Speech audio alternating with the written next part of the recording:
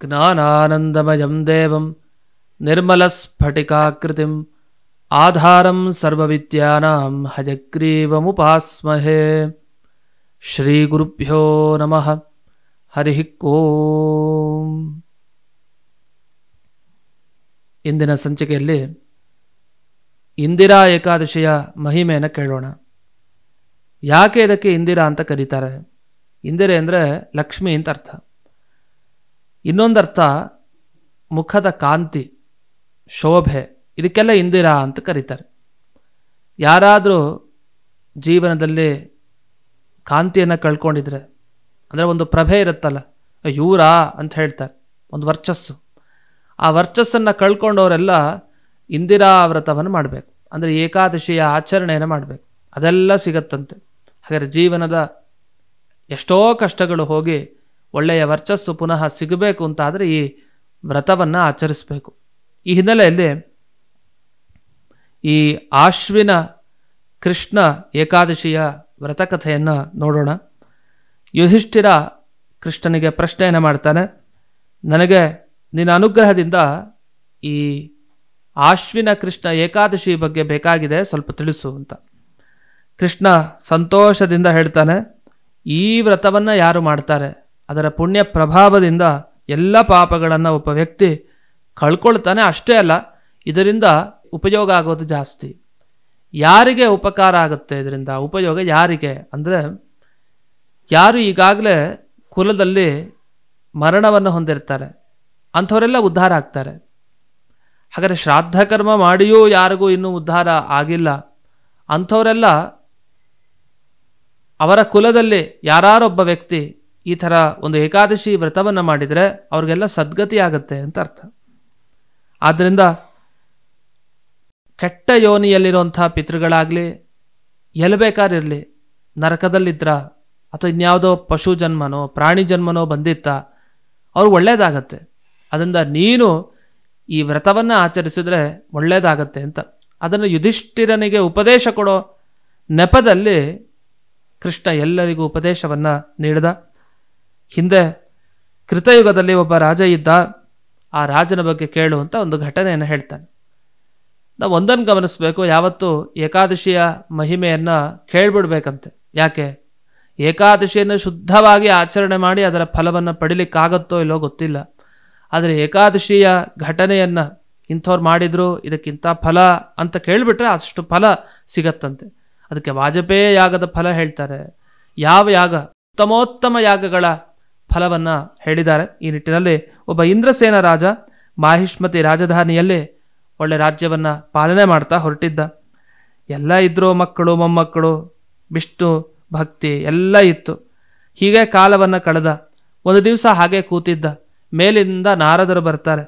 ಬಂದು ಕೂಡಲೇ ಅವರಿಗೆ ಆಸನ ಹಾಕಿ ಅವನಿಗೆ ಪೂಜೆಯನ್ನು ಸಲ್ಲಿಸಿ ಕುಶಲವಾದದ್ದನ್ನು ಕೇಳ್ತಾನೆ. ಆರಾಮಾಗಿದ್ದೀರಾ ನೀವು ಅಂತ ಕೇಳ್ತಾನೆ. ಕೇಳಿದ ಕೂಡಲೇ ಹೌದು ಆರಾಮಾಗಿದ್ದೀನಿ, ನೀವು ಆರಾಮಾಗಿದ್ದೀರಾ ಅಂತ ರಾಜನ ಬಗ್ಗೆ ನಾರದರು ಪ್ರತಿಯಾಗಿ ಪ್ರಶ್ನಿಸ್ತಾರೆ. ದೇವರ ಮೇಲೆ ಹಾಗೆ ಭಕ್ತಿ ವಿಶ್ವಾಸಗಳಿದೆಯಾ? ಯಾವುದೇ ಧರ್ಮದ ಬಗ್ಗೆ ಲೋಪ ಆಗಿಲ್ಲ ತಾನೆ ಅಂತ ಹೇಳಿ ಹೀಗೆ ತಾವೆಲ್ಲ ವಿಚಾರಿಸ್ತಾರೆ. ವಿಚಾರಿಸಿ ಹೇಳ್ತಾರೆ. ಹೇಳಾದ ಮೇಲೆ ರಾಜ ಮುಂದುವರಿಸ್ತಾನೆ, ಹೌದು ನಿಮ್ಮ ಅನುಗ್ರಹದಿಂದ ನಾನು ಕೂಡ ತುಂಬ ಚೆನ್ನಾಗಿದ್ದೀನಿ, ನಾನು ಯಜ್ಞ ಯಾಗಾದಿಗಳನ್ನು ಮಾಡಿಕೊಂಡು ಎಲ್ಲ ಚೆನ್ನಾಗೇ ಇದ್ದೀನಿ ಅಂತ ಇಷ್ಟೆಲ್ಲ ಹೇಳಿದ ಮೇಲೆ ನಗ್ತಾ ನಗ್ತಾ ಒಂದು ಮಾತನ್ನು ಹೇಳ್ತಾರೆ ನಾರದರು. ನೀನು ಎಲ್ಲ ಮಾಡಿದ್ದೆ, ಆದರೆ ನಾನು ಬ್ರಹ್ಮಲೋಕದಿಂದ ತಿರುಗಾಡ್ಕೊಳ್ತಾ ಯಮಲೋಕಕ್ಕೆ ಹೋಗಿದ್ದೆ. ಆ ಯಮಲೋಕದಲ್ಲಿ ಒಬ್ಬರು ನೋಡಿದೆ. ಅವ್ರು ಏನಂದ್ರು ಅಂತಂದರೆ, ತುಂಬ ಪುಣ್ಯವನ್ನು ಮಾಡಿದರೂ ಕೂಡ ಯಾವುದೋ ಒಂದು ವ್ರತದಲ್ಲಿ ಎಡವಟ್ಟಾಗಿದ್ದರಿಂದ, ಸರಿಯಾಗಿ ವ್ರತವನ್ನು ಮಾಡದೇ ಇದ್ದದ್ರಿಂದ ನಾನು ಈ ಯಮಲೋಕಕ್ಕೆ ಬಂದು ಕೂತಿದ್ದೀನಿ. ಏನಿಲ್ಲ, ನನ್ನ ಮಗನಿಗೆ ಹೋಗಿ ನೀವು ಈ ವಿಷಯವನ್ನು ತಿಳಿಸಿದ್ರೆ ಅವ್ರು ಮಾಡೋ ಒಂದು ಪುಣ್ಯ ಕೆಲಸದಿಂದ ನನ್ನ ಉದ್ಧಾರ ಆಗತ್ತೆ ಅಂತ. ಹಾಗಾದರೆ ಯಾರು? ಇಂದ್ರಸೇನನ ಸಾಕ್ಷಾತ್ ತಂದೆನೇ. ಅವನಿಗೆ ಇಂಥ ಘಟನೆ ಆಗಿದೆ, ಅಲ್ಲಿ ಯಮಲೋಕದಲ್ಲಿ ಕೂತಿದ್ದಾನೆ. ನಾರದರಿಗೆ ಗೊತ್ತಾಯಿತು, ಸೀದಾ ಬರ್ತಾರೆ ಅದಕ್ಕೋಸ್ಕರ ಅಂತ. ಬಂದು ಇಂದ್ರಸೇನನ್ನ ಭೇಟಿಯಾಗ್ತಾರೆ. ಅವಾಗ ಅರ್ಥ ಆಯಿತು, ಅಯ್ಯೋಯ್ಯೋ ಇದು ನನ್ನ ಘಟನೆನಾ, ಸರಿ ಅಂಥೇಳಿ ತಾನು ಏನು ಮಾಡಬೇಕು ಅಂತ ಕೇಳ್ತಾನೆ. ಕೇಳಿದಾಗ ಆಗ ನಾರದರು ಹೇಳ್ತಾರೆ, ಒಂದು ವ್ರತ ಇದೆ, ಅದನ್ನು ದಶಮಿ ದಿವಸದಿಂದ ಪ್ರಾರಂಭ ಮಾಡಬೇಕು, ಏಕಾದಶಿ ಆಚರಣೆ ಮಾಡಿ ದ್ವಾದಶಿ ಪಾರಣೆ ಮಾಡಿ ಅದನ್ನು ಕೃಷ್ಣಾರ್ಪಣ ಅಂದರೆ ನಿನ್ನ ತಂದೆಗೆ ಸದ್ಗತಿ ಆಗೇ ಆಗತ್ತೆ. ಅಂದರೆ ಜೀವನದಲ್ಲಿ ಎಲ್ಲ ಒಳ್ಳೆ ಕೆಲಸ ಮಾಡ್ತಾ ಇದ್ರು, ಯಾವುದಾದ್ರು ಒಂದು ವ್ರತ ಸರಿಯಾಗಿ ನಮ್ಮ ಕೈಲಿ ಮಾಡ್ಲಿಕ್ಕೆ ಆಗಲಿಲ್ಲ ಅಂದರೆ ಅಲ್ಲಿ ಯಮಲೋಕದ ದರ್ಶನ ಆಗೋದು ಅವನಿಗೆ ಖಂಡಿತ. ಹಾಗಾಗಿ ನಾವು ಕೃಷ್ಣಾರ್ಪಣ ಅನ್ನೋದನ್ನ ಮಾತ್ರ ಮರೆಯೋ ಹಾಗಿಲ್ಲ. ಕೃಷ್ಣಾರ್ಪಣ ಅಂದರೆ ಕೃಷ್ಣ ನೋಡ್ಕೊಳ್ತಾನೆ ನಾವು ಮಾಡಿದ ಕರ್ಮಗಳನ್ನು. ಈ ನಿಟ್ಟಿನಲ್ಲಿ ಇಲ್ಲಿ ಇಂದ್ರಸೇನ ನಾರದರ ಬಳಿ ವ್ರತವನ್ನು ಕೇಳಲಿಕ್ಕೆ ಪ್ರಾರಂಭ ಮಾಡ್ತಾರೆ. ಆಗ ಈ ಏಕಾದಶಿ ಮುಂಚೆ ಬರೋ ದಶಮಿ ಇರುತ್ತಲ್ಲ, ಆ ದಶಮಿ ದಿವಸ ಅವನೇನು ಮಾಡ್ತಾನೆ, ಬೆಳಗ್ಗೆ ಸ್ನಾನ ಮಾಡಿ ಶ್ರದ್ಧೆಯಿಂದ ಏನು ಅನುಷ್ಠಾನ ಮಾಡಬೇಕು ಅದೆಲ್ಲ ಮಾಡ್ಕೊಂಡು ಮಧ್ಯಾಹ್ನ ಸಮಯದಲ್ಲಿ ಸ್ನಾನ ಮಾಡಿ ನಂತರ ತಾನು ಪಿತೃದೇವತೆಗಳಿಗೆ ತೃಪ್ತಿಯಾಗಲಿ ಅಂಥೇಳಿ ಒಂದು ಶ್ರಾದ್ದವನ್ನು ತಾನು ಮಾಡ್ತಾನೆ. ಶ್ರಾದ್ದ ಭಕ್ತಿಯಿಂದ ಮಾಡಿದ ಅವತ್ತಿನ ದಿವಸ ಏಕಭುಕ್ತ, ಒಪ್ಪತ್ತು ಮಾತ್ರ ಊಟ, ರಾತ್ರಿ ಹೊತ್ತು ಇಲ್ಲ. ಹೀಗೆ ಕಾಲವನ್ನು ಕಳೆದ. ಮಾರನೇ ದಿವಸ ಏಕಾದಶಿ ದಿವಸ ಬಂದಿದೆ, ಮುಖ ಪ್ರಕ್ಷಾಲನೆ ಮಾಡಿಕೊಂಡ, ಹಲ್ಲುಜ್ಜದ, ಸ್ನಾನ ಮಾಡ್ದ, ಆಮೇಲೆ ಸಂಕಲ್ಪ ಮಾಡಿಕೊಂಡ, ಇವತ್ತು ನಾನು ಏನೂ ಆಹಾರ ತಗೊಳ್ಳಲ್ಲ, ಎಲ್ಲ ಭೋಗಗಳನ್ನು ಬಿಡ್ತೀನಿ, ನಾಳೆ ನಾನು ತಿಂತೀನಿ, ಪುಂಡರೀಕಾಕ್ಷ ನಿನ್ನ ಅನುಗ್ರಹ ನನ್ನ ಮೇಲೆ ಇರಲಪ್ಪ ಅಂಥೇಳಿ ಸಂಕಲ್ಪವನ್ನು ಮಾಡಿ ಸಾಲಗ್ರಾಮ ಪೂಜೆಯನ್ನು ತಾನು ಮಾಡ್ತಾನೆ. ಆಮೇಲೆ ಇಡೀ ಜಾಗರಣೆನೆಲ್ಲ ಮಾಡ್ತಾನೆ. ಮಾರನೇ ದಿವಸ ಆ ಶ್ರಾದ್ದ ಕರ್ಮವನ್ನು ಏನು ಮಾಡಿದ್ದ ತದಂಗವಾಗಿ ಒಂದಿಷ್ಟು ಬ್ರಾಹ್ಮಣರಿಗೆ ಭೋಜನವನ್ನು ಹಾಕಿಸ್ತಾನೆ. ಅನೇಕರಿಗೆ ಭೋಜನ ಆಯಿತು. ತನ್ನ ಮಕ್ಕಳು, ಮೊಮ್ಮಕ್ಕಳು ಎಲ್ಲರಿಗೂ ಕೂಡ ಭೋಜನವನ್ನು ಹಾಕಿಸಿ ಆಯಿತು. ಎಲ್ಲರೂ ಕೂಡ ಸಂತೃಪ್ತರಾದರು.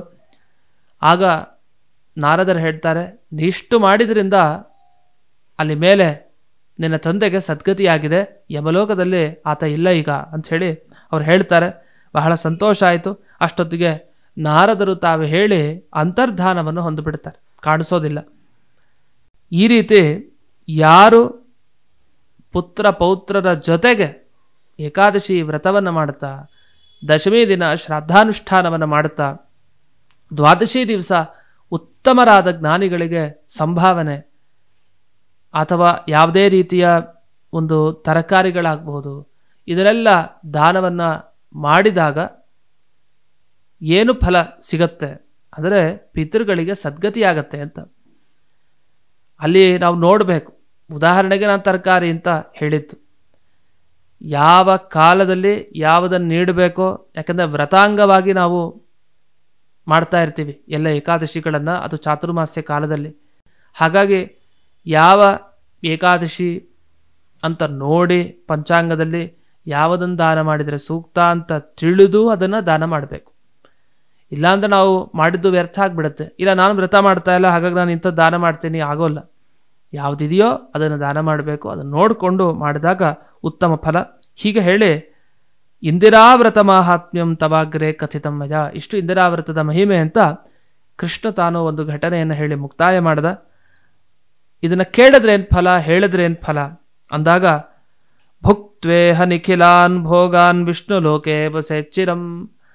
ಅವರ ಪಿತೃಗಳು ಇವನು ಮುಂದೆ ಗತಿಸಿ ಹೋದಾಗ ವಿಷ್ಣು ಲೋಕದಲ್ಲಿ ಅವನಿಗೆ ವಾಸ ಅಂತ ಹೇಳ್ತಾರೆ.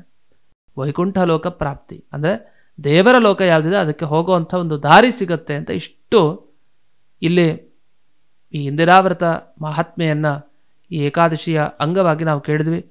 ನಾವು ಕೇಳೋಣ, ಇನ್ನೊಬ್ಬರಿಗೂ ಕೈಲೂ ಕೂಡ ಕೇಳಿಸೋಣ ಅಂತ ಹೇಳ್ತಾ ಎಲ್ಲರಿಗೂ ಆ ಇಂದಿರೆಯ ಆ ಪರಮಾತ್ಮನ ಅನುಗ್ರಹ ದೊರಲಿ ಅಂತ ಈ ಸಂದರ್ಭದಲ್ಲಿ ಪ್ರಾರ್ಥನೆಯನ್ನು ಮಾಡ್ತಾ ಈ ಸಂಚಿಕೆಯನ್ನು ಅಸ್ಮದ್ ಗುರುವಂತರ್ಗತ ವ್ಯಾಸತೀರ್ಥ ಗುರುವಂತರ್ಗತ ಭಾರತೀ ರಮಣ ಮುಖ್ಯ ಪ್ರಾಣಾಂತರ್ಗತ ಶ್ರೀಮನ್ಮೂಲ ಗೋಪಾಲಕೃಷ್ಣನಿಗೆ ಅರ್ಪಣೆಯನ್ನು ಮಾಡ್ತೇನೆ. ಶ್ರೀ ಕೃಷ್ಣಾರ್ಪಣಮಸ್ತು.